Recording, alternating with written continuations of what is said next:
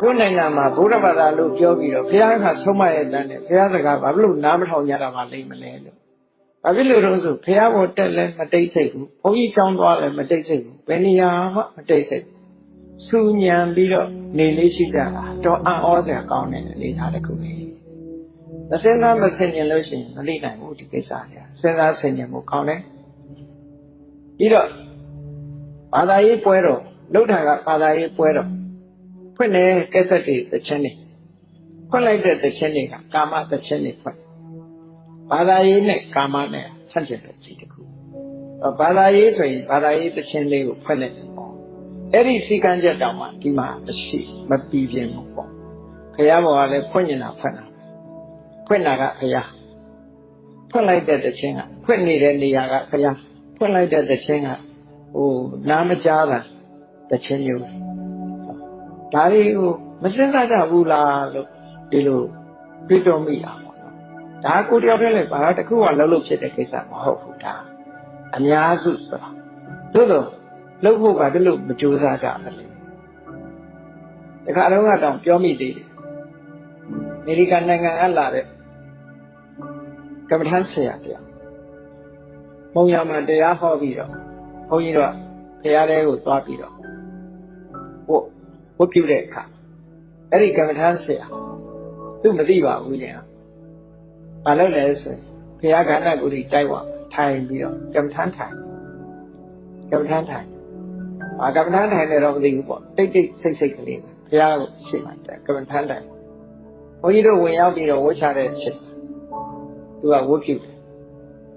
ဝတ်ပြုပြီးတော့စကားစမြည်ပြောဘယ်လာတာတော့ပါနှုတ်ဆက်ပြီးတဲ့အခါသူကဗာမေးတယ်သူစိတ်ထဲမှာသူ surprise ဖြစ်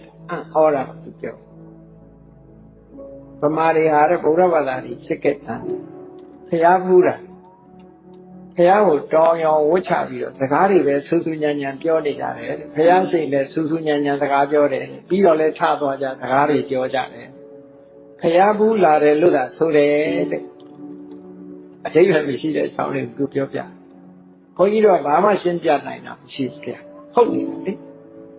ဟုတ်နေတယ်ဆိုတော့လူတွေဆိုတာဒီလိုပါပဲလို့ပဲဒီလောက်ပဲပြောအဲ့ဒါလိုရှိတယ်ဘာပြေပါတကယ်တော့လေမရှက်တတ်ရင်တော့ရှက်เสียမကောင်းဘူးရှက်တတ်ရင်တော့ရှက်เสียကောင်းတယ်ကိစ္စပဲဖြစ်မရှက်တတ်တဲ့လူကတော့ရှက်เสียမဟုတ်ဘူးတာရှက်တတ်တဲ့လူဆိုရင်ရှက်เสียကောင်းတယ်ဘာလို့ရှက်เสียကောင်းတော့ဘုရားရဲ့အဆုံးအမခံယူပါတယ်လို့ဘုရားဘာသာလေးလို့ခံယူထားတဲ့ပုဂ္ဂိုလ်တရားဒါဖြစ်လို့ဒီလောက်အကျင့်လေးတောင်မလိုက်နိုင်ကြတာလေဒါအော်စရာတွေ့ရနော်အော်စရာဘုန်းကြီးတို့ငယ်ငယ်တုန်းကတည်းကဒီတိတ်ဆိတ်ငြိမ်သက်မှုကနည်းနည်းလေးအကျင့်ပါလာတယ်ပေါ့ခုချိန်ထိအောင်စူးစူးညံညံစကားပြောတာစိတ်ထဲမှာမကြိုက်ဘူးမကြိုက်တာ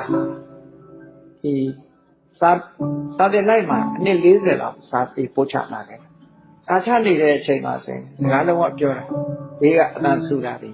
လုံးဝတိမခံနိုင်တော့ဖြစ်တယ်နော်တိတ်ဆိတ်ငြိမ်သက်နေမှစာချရတာလေဒိဗ္ဗေကိုပိုရှိ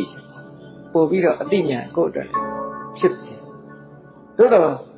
အများစုကိုယ်နဲ့မဆိုင်တဲ့စီကနေလာပြီးဆိုလို့ရှိရင်ဘာတတ်နိုင်မှာဘာမှမတတ်နော်ဘာမှတတ်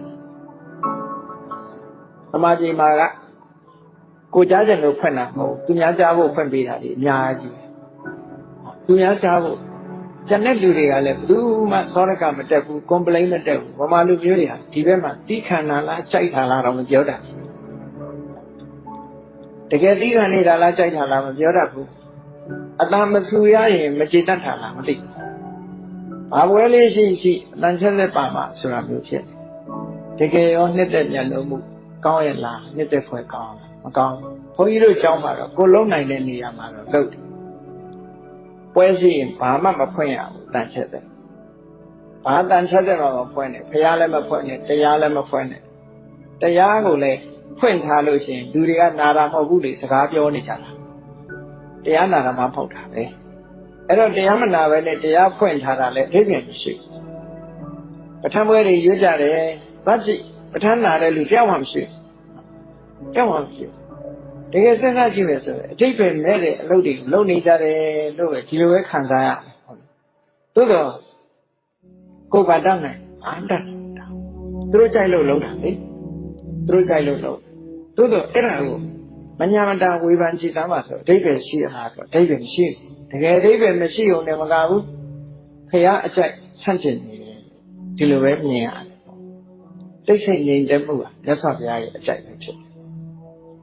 ။အော်မြတ်စွာဘုရားရဲ့အဆုံးအမဩဝါဒဓမ္မိကထာဝါရိယောဝတုံနေပါဘူး။ဘုရားဟာဒီမြတ်စွာဘုရားရဲ့သမကားကိုတော့ဘယ်သူမှမမြင်ဘူးပေါ့။အခုခေတ်တော့ဒီဘုန်းကြီးတွေတရားဟောတဲ့အခါမှာဒီ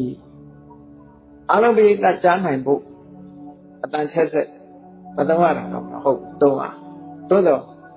ဆောင်းပေါက်လောက်သုံးလို့ရှိရင်လုံလောက်တဲ့ကိစ္စတစ်ခု loud speaker ကြီးတွေတောတွေမှာထည့်ပြီးတော့သုံးတဲ့အခါကျဒီကလည်းတန်ကုန်អော်လိုက်လို့ရှိရင်ဟုတ်ဝေးကနားကွဲမတတ်အနီးနားလူကနားကွဲဟုတ်ဝေးနေရွာ300ကြားတာမျိုးတောတွေမှာတော့ပို့ဆိုးတယ်နော်အဲ့ဒါလို့တောရတိကြတော့လေအတန်ဆူညနာကိုသဘောကျတယ်များသဘောကျတဲ့လူတွေများအခုကတော့မျိုးရလည်းတိတ်တော့မထူးပါ